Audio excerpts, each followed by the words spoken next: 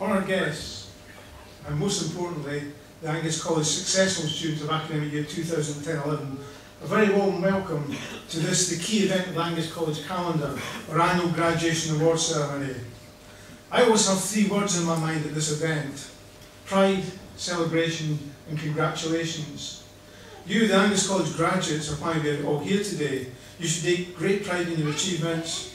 We should all celebrate your hard work and achievements. And therefore, I congratulate each and every one of you wholeheartedly. Especially when we have a very difficult economic times, you and your families have had to demonstrate resilience and enterprise to get you where you are today.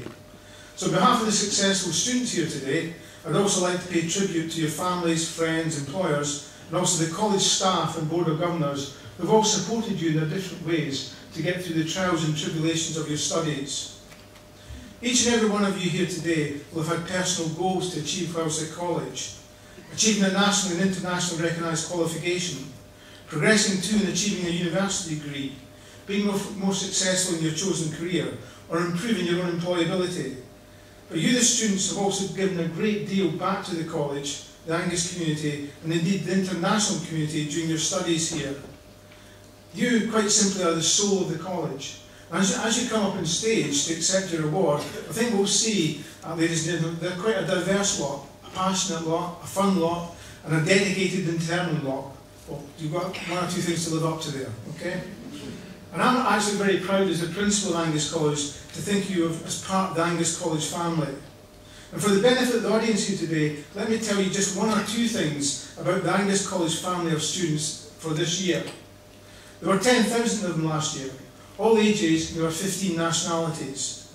They achieved in their studies 14% above the national average in the results. As well as their studies, students across the college were involved in over 100 community projects and over 200 volunteering opportunities. Thousands of pounds were raised for various charities, including the much needed girls' hostel for our twin college in Don Bosco College in Malawi. But perhaps the proudest moment I had for the 2010-2011 group of students was the incredible Student Representatives Council team, some of whom are here today. And they won the first ever Scotland's College's Best Team Volunteering Award. The judges' comment on them included these points. They were a team from Angus College, an inspirational team, accomplishing a huge amount of work, an amazing piece of volunteering and teamwork shone through, and a very inclusive student-led activity team, raising substantial monies and making a real difference to their community.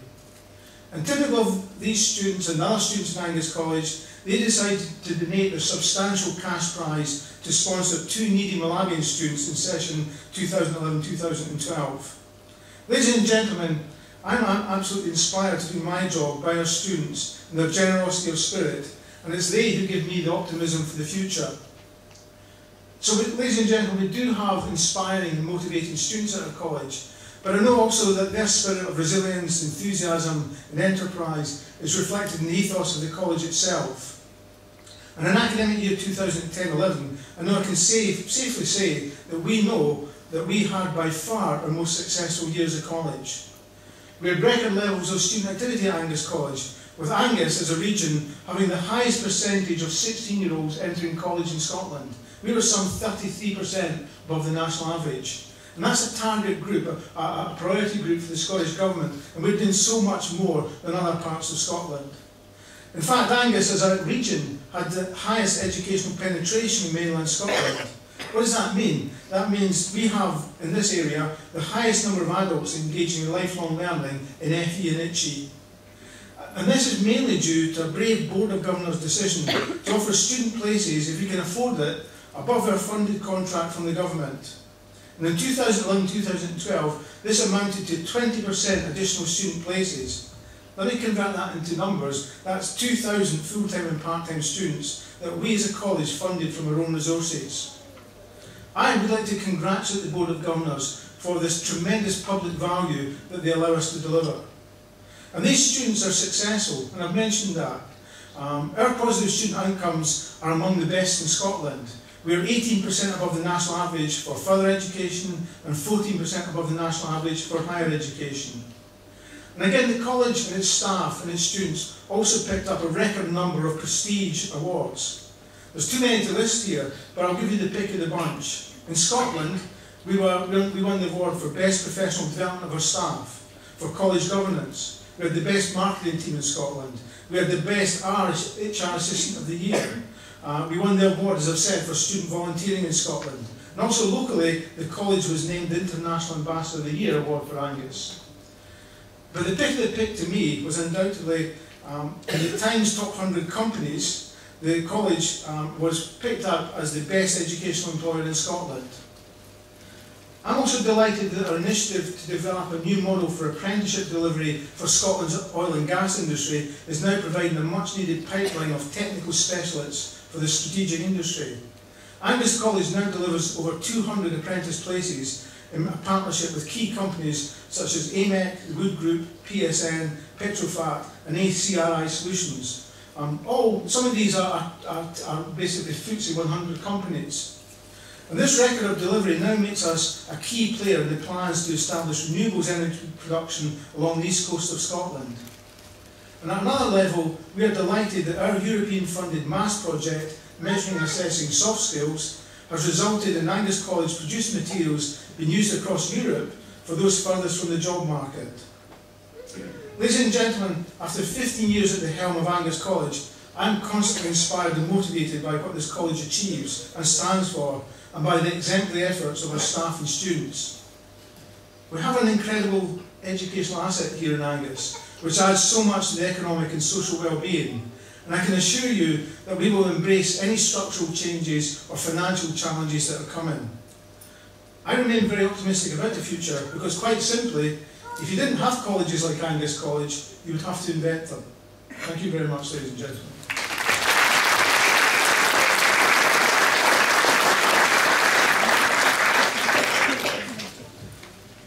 It now gives me great pleasure to introduce our special guest for these ceremonies today, John Forster, Chairman of the Forster Group in Scotland. He's young, dynamic, driven, and one of Scotland's leading entrepreneurs. John established Forster Roofing Services Limited in 1990 and now employs 160 staff across Brecon, Livingston and Elgin, and provides the best roofing in Scotland, that's what he said, to 1 in 5 of Scotland's homes. In 2003, John also founded Caledonian, which he sold in 2007 to the world's largest slate producing company. John is now chairman of the Forster Group, and in recent years has served Scotland and the UK as chairman of the Scottish House Builders Health and Safety Forum, member of the UK Strategic Forum for Health and Safety in the construction industry, and member of the Homes for Scotland Skills and Training Group. John is committed to the college sector in Scotland and to the development of high-level skills. It was appropriate then that his company won recently the Scottish Qualifications Authority Star Award for its pioneering work in encouraging school pupils to undertake construction skills in roof slating and tiling at his company premises. We're absolutely delighted that John has joined the Board of Governors at Angus College. He now chairs our Audit Committee, and he brings his experience in commerce, finance, marketing, HR and strategic planning. I hope you agree with me that John Forster fits hand in glove, I think, with our theme today of resilience and enterprise. I'm going to ask him to join me on stage to deliver a personal address to our students and to present the students' well-deserved awards. Thank you.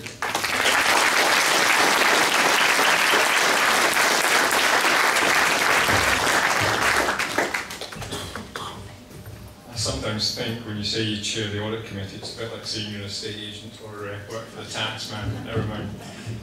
Good afternoon, everybody. I have to say it's an absolute pleasure to have been invited along today, and I thoroughly enjoyed this morning, and I'm looking forward to this afternoon just as much, and maybe even more, probably because that means I get off for the rest of the afternoon. It's a delight to be asked to come along and to speak to you all. I just actually thought this, but I realised when I was preparing to speak today that I might be talking to people who actually were born after I started in business, which is quite scary, 21 years ago, so I'm sure there are some there. I drive my wife mad. It's a funny story. But she's not here, don't worry. So. And the reason I drive her mad is because we both love reading. She loves reading fiction. And I used to. I think I have the world record for reading Lord of the Rings 15 times.